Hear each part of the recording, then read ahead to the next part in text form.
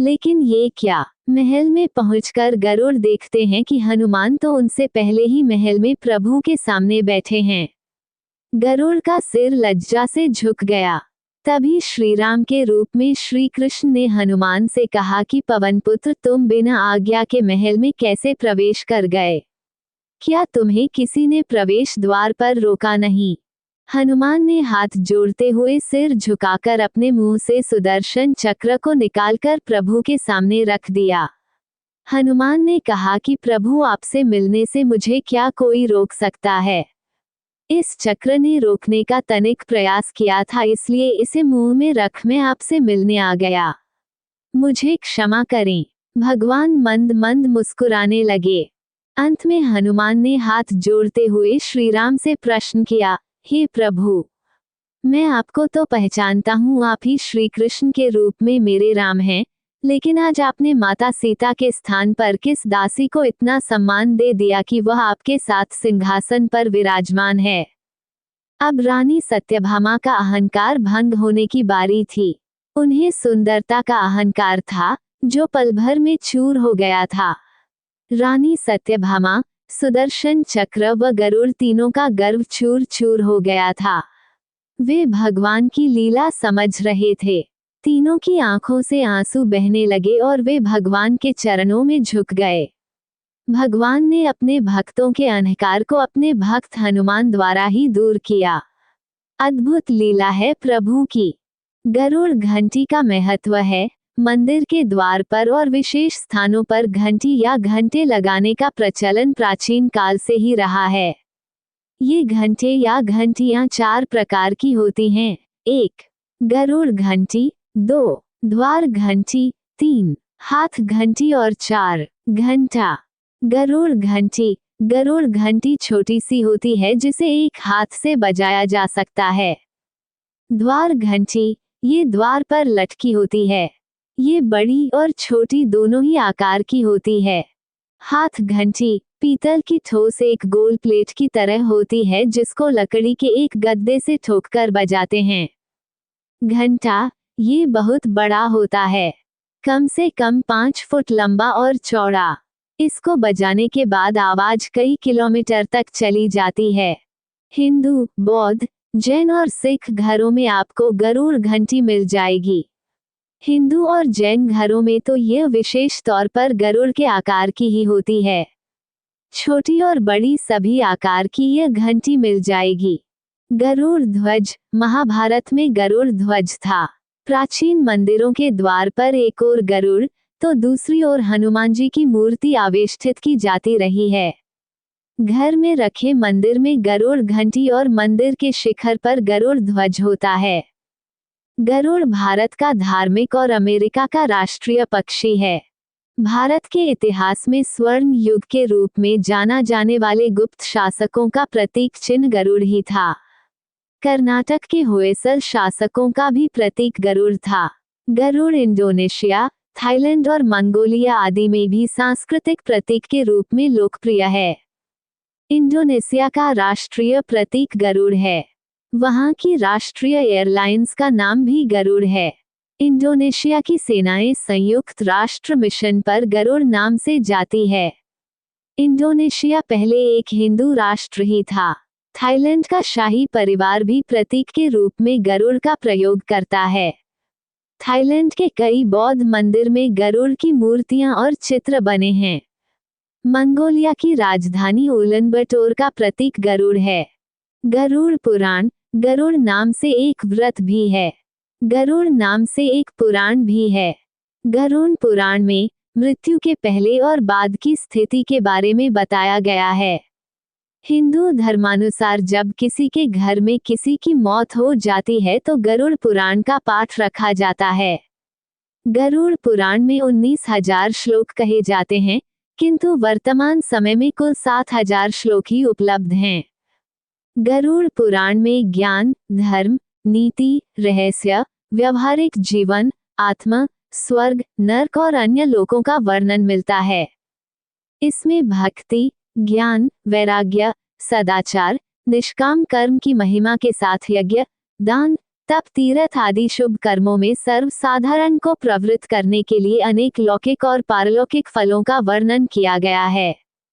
इसके अतिरिक्त इसमें आयुर्वेद, नीतिसार आदि विषयों के वर्णन के साथ मृत जीव के अंतिम समय में किए जाने वाले कृत्यों का विस्तार से निरूपण किया गया है। हनुमान ने विनयपूर्वक गरुड़ से कहा, आप चलिए बंधु, मैं आता हूँ। गरुड़ ने सोचा, पता नहीं ये बूढ़ा वानर कब पहुँचेगा। खैर मुझे क्या, कभी भी पहुँचे, मेरा कार्य तो पूरा हो गया। मैं भगवान के पास चलता हूँ। ये सोचकर गरुड़ शीघ्रता से द्वारका की ओर उड़ चले। लेकिन ये क्या, महल में पहुंचकर गरुड़ देखते हैं कि हनुमान तो उनसे पहले ही महल में प्रभु के सामने बैठे हैं। गरुड़ का सिर लज्जा से झुक गया। तभी श्री राम के रूप में श्री कृष्ण ने हनुमान से कहा कि पवनपुत्र, तुम बिना आज्ञा के महल में कैसे प्रवेश कर गए? क्या तुम्हें किसी ने प्रवेश द्वार पर रोका नहीं? हनुमान ने हाथ जोड़ते हुए सिर झुकाकर अपने मुंह से सुदर्शन चक्र को निकालकर प्रभु के सामने रख दिया। हनुमान ने कहा कि प्रभु, आपसे मिलने से मुझे क्या कोई रोक सकता है? इस चक्र ने रोकने का तनिक प्रयास किया था, इसलिए इसे मुंह में रख मैं आपसे मिलने आ गया। मुझे क्षमा करें। भगवान मंद मंद मुस्कुराने लगे। अंत में हनुमान ने हाथ जोड़ते हुए श्री राम से प्रश्न किया, हे प्रभु, मैं आपको तो पहचानता हूँ, आप ही श्री कृष्ण के रूप में मेरे राम हैं, लेकिन आज आपने माता सीता के स्थान पर किस दासी को इतना सम्मान दे दिया कि वह आपके साथ सिंहासन पर विराजमान है। अब रानी सत्यभामा का अहंकार भंग होने की बारी थी। उन्हें सुंदरता का अहंकार था, जो पल भर में चूर हो गया था। रानी सत्यभामा, सुदर्शन चक्र व गरुड़ तीनों का गर्व चूर चूर हो गया था। वे भगवान की लीला समझ रहे थे। तीनों की आंखों से आंसू बहने लगे और वे भगवान के चरणों में झुक गए। भगवान ने अपने भक्तों के अहंकार को अपने भक्त हनुमान द्वारा ही दूर किया। अद्भुत लीला है प्रभु का। गरुड़ घंटी छोटी सी होती है जिसे एक हाथ से बजाया जा सकता है। द्वार घंटी, ये द्वार पर लटकी होती है। ये बड़ी और छोटी दोनों ही आकार की होती है।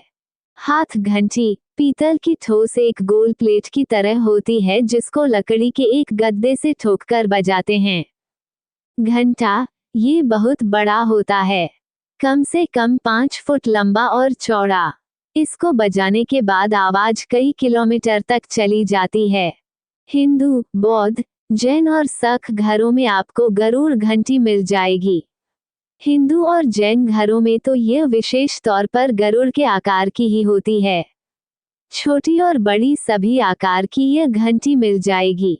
गरुड़ ध्वज, महाभारत में गरुड़ ध्वज था। प्राचीन मंदिरों के द्वार पर एक ओर गरुड़ तो दूसरी ओर हनुमान जी की मूर्ति आवेष्टित की जाती रही है। घर में रखे मंदिर में गरुड़ घंटी और मंदिर के शिखर पर गरुड़ ध्वज होता है। गरुड़ भारत का धार्मिक और अमेरिका का राष्ट्रीय पक्षी है।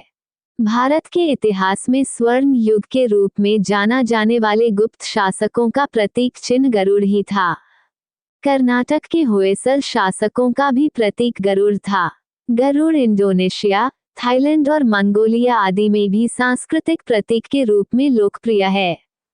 इंडोनेशिया का राष्ट्रीय प्रतीक गरुड़ है। वहाँ की राष्ट्रीय एयरलाइंस का नाम भी गरुड़ है। इंडोनेशिया की सेनाएं संयुक्त राष्ट्र मिशन पर गरुड़ नाम से जाती है। इंडोनेशिया पहले एक हिंदू राष्ट्र ही था। थाईलैंड का शाही परिवार भी प्रतीक के रूप में गरुड़ का प्रयोग करता है। थाईलैंड के कई बौद्ध मंदिर में गरुड़ की मूर्तियां और चित्र बने हैं। मंगोलिया की राजधानी उलानबाटर का प्रतीक गरुड़ है। गरुड़ पुराण, गरुड़ नाम से एक व्रत भी है। गरुड़ नाम से एक पुराण भी है। गरुड़ पुराण में मृत्यु के पहले और बाद की स्थिति के बारे में बताया गया है। हिंदू धर्मानुसार जब किसी के घर में किसी की मौत हो जाती है तो गरुड़ पुराण का पाठ रखा जाता है। गरुड़ पुराण में 19,000 श्लोक कहे जाते हैं, किंतु वर्तमान समय में कुल 7,000 श्लोक ही उपलब्ध हैं। गरुड़ पुराण में ज्ञान, धर्म, नीति, रहस्य, व्यवहारिक जीवन, आत्मा, स्वर्ग, नर्क और अन्य लोकों का वर्णन मिलता है। इसमें भक्ति, ज्ञान, वैराग्य, सदाचार, निष्काम कर्म की महिमा के साथ यज्ञ, दान, तप, तीर्थ आदि शुभ कर्मों में सर्वसाधारण को प्रवृत्त करने के लिए अनेक लौकिक और पारलौकिक फलों का वर्णन किया गया है। इसके अतिरिक्त इसमें आयुर्वेद, नीतिसार आदि विषयों के वर्णन के साथ मृत जीव के अंतिम समय में किए जाने वाले कृत्यों का विस्तार से निरूपण किया गया है। हनुमान ने विनयपूर्वक गरुड़ से कहा, आप चलिए बंधु, मैं आता हूँ। गरुड़ ने सोचा, पता नहीं ये बूढ़ा वानर कब पहुँचेगा। खैर मुझे क्या, कभी भी पहुँचे, मेरा कार्य तो पूरा हो गया। मैं भगवान के पास चलता हूँ। ये सोचकर गरुड़ शीघ्रता से द्वारका की ओर उड़ चले। लेकिन ये क्या, महल में पहुंचकर गरुड़ देखते हैं कि हनुमान तो उनसे पहले ही महल में प्रभु के सामने बैठे हैं। गरुड़ का सिर लज्जा से झुक गया। तभी श्री राम के रूप में श्री कृष्ण ने हनुमान से कहा कि पवनपुत्र, तुम बिना आज्ञा के महल में कैसे प्रवेश कर गए? क्या तुम्हें किसी ने प्रवेश द्वार पर रोका नहीं? हनुमान ने हाथ जोड़ते हुए सिर झुकाकर अपने मुंह से सुदर्शन चक्र को निकालकर प्रभु के सामने रख दिया। हनुमान ने कहा कि प्रभु, आपसे मिलने से मुझे क्या कोई रोक सकता है? इस चक्र ने रोकने का तनिक प्रयास किया था, इसलिए इसे मुंह में रख मैं आपसे मिलने आ गया। मुझे क्षमा करें। भगवान मंद मंद मुस्कुराने लगे। अंत में हनुमान ने हाथ जोड़ते हुए श्री राम से प्रश्न किया, हे प्रभु, मैं आपको तो पहचानता हूँ, आप ही श्री कृष्ण के रूप में मेरे राम हैं, लेकिन आज आपने माता सीता के स्थान पर किस दासी को इतना सम्मान दे दिया कि वह आपके साथ सिंहासन पर विराजमान है। अब रानी सत्यभामा का अहंकार भंग होने की बारी थी। उन्हें सुंदरता का अहंकार था, जो पल भर में चूर हो गया था। रानी सत्यभामा, सुदर्शन चक्र व गरुड़ तीनों का गर्व चूर चूर हो गया था। वे भगवान की लीला समझ रहे थे। तीनों की आंखों से आंसू बहने लगे और वे भगवान के चरणों में झुक गए। भगवान ने अपने भक्तों के अहंकार को अपने भक्त हनुमान द्वारा ही दूर किया। अद्भुत लीला है प्रभु की। गरुड़ घंटी छोटी सी होती है जिसे एक हाथ से बजाया जा सकता है। द्वार घंटी, ये द्वार पर लटकी होती है। ये बड़ी और छोटी दोनों ही आकार की होती है। हाथ घंटी, पीतल की ठोस एक गोल प्लेट की तरह होती है जिसको लकड़ी के एक गद्दे से ठोककर बजाते हैं। घंटा, ये बहुत बड़ा होता है, कम से कम 5 फुट लंबा और चौड़ा। इसको बजाने के बाद आवाज कई किलोमीटर तक चली जाती है। हिंदू, बौद्ध, जैन और सिख घरों में आपको गरुड़ घंटी मिल जाएगी। हिंदू और जैन घरों में तो यह विशेष तौर पर गरुड़ के आकार की ही होती है। छोटी और बड़ी सभी आकार की यह घंटी मिल जाएगी। गरुड़ ध्वज, महाभारत में गरुड़ ध्वज था। प्राचीन मंदिरों के द्वार पर एक ओर गरुड़ तो दूसरी ओर हनुमान जी की मूर्ति आवेष्टित की जाती रही है। घर में रखे मंदिर में गरुड़ घंटी और मंदिर के शिखर पर गरुड़ ध्वज होता है। गरुड़ भारत का धार्मिक और अमेरिका का राष्ट्रीय पक्षी है। भारत के इतिहास में स्वर्ण युग के रूप में जाना जाने वाले गुप्त शासकों का प्रतीक चिन्ह गरुड़ ही था। कर्नाटक के होयसल शासकों का भी प्रतीक गरुड़ था। गरुड़ इंडोनेशिया, थाईलैंड और मंगोलिया आदि में भी सांस्कृतिक प्रतीक के रूप में लोकप्रिय है। इंडोनेशिया का राष्ट्रीय प्रतीक गरुड़ है। वहाँ की राष्ट्रीय एयरलाइंस का नाम भी गरुड़ है। इंडोनेशिया की सेनाएं संयुक्त राष्ट्र मिशन पर गरुड़ नाम से जाती है। इंडोनेशिया पहले एक हिंदू राष्ट्र ही था। थाईलैंड का शाही परिवार भी प्रतीक के रूप में गरुड़ का प्रयोग करता है। थाईलैंड के कई बौद्ध मंदिर में गरुड़ की मूर्तियां और चित्र बने हैं। मंगोलिया की राजधानी उलानबाटर का प्रतीक गरुड़ है। गरुड़ पुराण, गरुड़ नाम से एक व्रत भी है। गरुड़ नाम से एक पुराण भी है। गरुड़ पुराण में मृत्यु के पहले और बाद की स्थिति के बारे में बताया गया है। हिंदू धर्मानुसार जब किसी के घर में किसी की मौत हो जाती है तो गरुड़ पुराण का पाठ रखा जाता है। गरुड़ पुराण में 19,000 श्लोक कहे जाते हैं, किंतु वर्तमान समय में कुल 7,000 श्लोक ही उपलब्ध हैं। गरुड़ पुराण में ज्ञान, धर्म, नीति, रहस्य, व्यवहारिक जीवन, आत्मा, स्वर्ग, नर्क और अन्य लोकों का वर्णन मिलता है।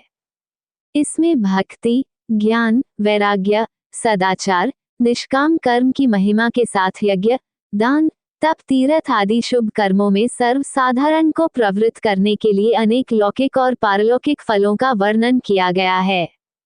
इसके अतिरिक्त इसमें आयुर्वेद, नीतिसार विषयों के वर्णन के साथ मृत जीव के अंतिम समय में किए जाने वाले कृत्यों का विस्तार से निरूपण किया गया है।